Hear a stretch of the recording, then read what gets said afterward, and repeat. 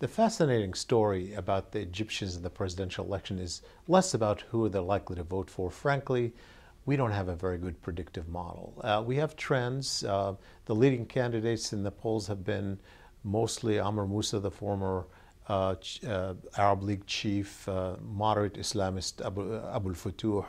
The fascinating story has been that the Muslim Brotherhood's candidate has been trailing behind. And this is a surprise because in the parliamentary elections, the Muslim Brotherhood won a majority, and everybody thought they were the kingmakers in Egypt. Now, they have said that they would not field their own candidate, and ultimately they reversed themselves. And they appear to be punished for that by the Egyptian public. 71% of Egyptians we polled said that they made a mistake by fielding their own candidate. So clearly, the Egyptians are in some ways looking at the Egyptian Muslim Brotherhood candidate in a negative light. Moreover, what we find is that the criteria they use to select, to vote in Parliament are very different from the criteria they're using to vote for president. In the parliamentary election, they say the most important issue for them was party affiliation. Now, Muslim Brotherhood did very well, and so did the Salafi conservative Islamist party. Now they say the number one issue for them is trust, personal trust in the candidate, followed by experience, followed by the economy. So we find that they're differentiating between the presidential election and the parliamentary election in a way that is really hurting the Muslim Brotherhood, that everyone expected to do better, and they expect their candidate to do better.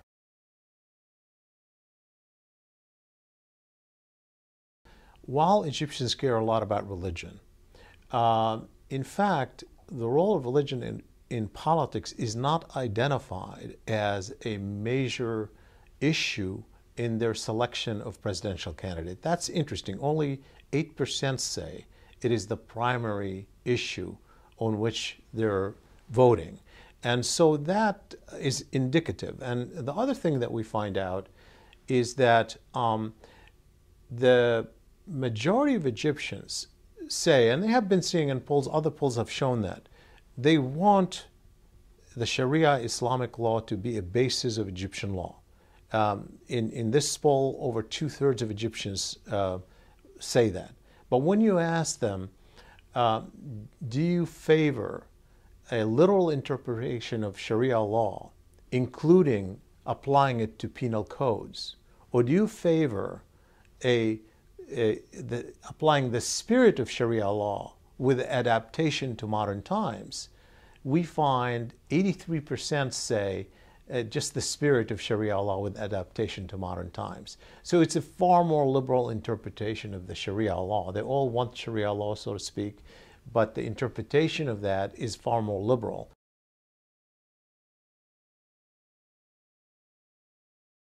For the past decade, we have been measuring Arab attitudes toward the U.S., and including Egyptian attitudes toward the U.S. And we have found throughout the entire decade very negative attitudes toward the U.S., mostly driven by two issues over the past decade: the Israel-Palestine question and the Iraq War. The Iraq War now is not is over from the American point of view, and it's mostly the Arab-Israeli issue now.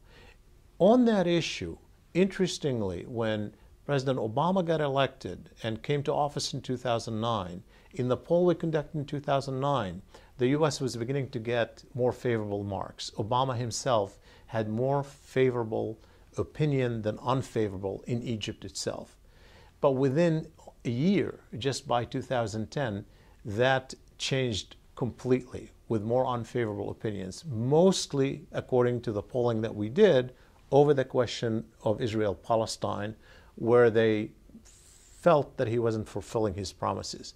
The irony of all this is that when Obama came to office initially, Israelis were suspicious of him, Arabs were more hopeful about him, and a year later there was a reversal.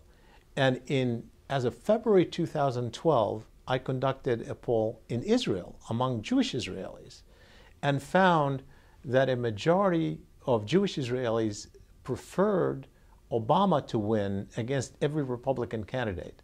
A very dramatic change from 2009, mostly a function of a speech that he gave at the United Nations last fall, when he basically took a position against the Palestinian, recognizing Palestine as a state at the UN, and really embraced more or less the Israeli position, and people started warming toward him in Israel.